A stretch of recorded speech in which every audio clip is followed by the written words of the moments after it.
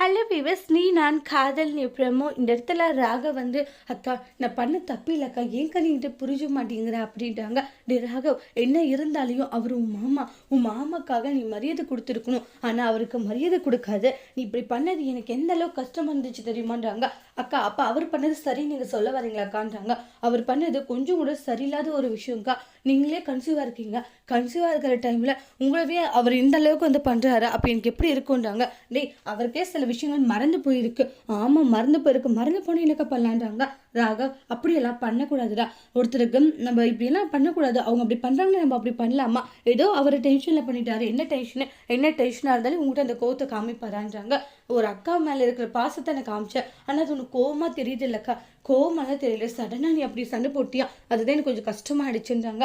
நான் எதுவாக இருந்தாலும் யோசிச்சு தாக்க பண்ணுவேன், அது உனக்காக பண்ணுவேன். அந்த ஆளை நீ ரொம்ப நம்பிக்கை இருக்காதுக்கா. நீ இப்போ நினைக்கிற மாதிரி அவர் ரொம்ப நல்லவரும் கிடையாதா அப்படின்ற மாதிரி சொல்கிறாங்க. கேட்ட உடனே அப்படியே அஞ்சலி ஷாக் ஆகுறாங்க. டே, அவரை பற்றி எனக்கு தெரியும்டா, அவர் ரொம்ப நல்லவர் தான், அவர் என்னைக்கு எனக்கு துரோகம் பண்ண மாட்டார், அதுதாக்கா சொல்கிறேன், அப்படி நம்பாதுன்னு சொல்லிட்டுன்றாங்க. அப்படியே ஒரு மாதிரி குழப்பத்தில் இருக்காங்க. இவன் என்ன சொல்கிறான் அப்படின்ற மாதிரி தான் ஷாக் ஆகுறாங்க அஞ்சலி. அதோடு இந்த ப்ரமோவும் முடிச்சிருக்காங்க. தேங்க்யூ.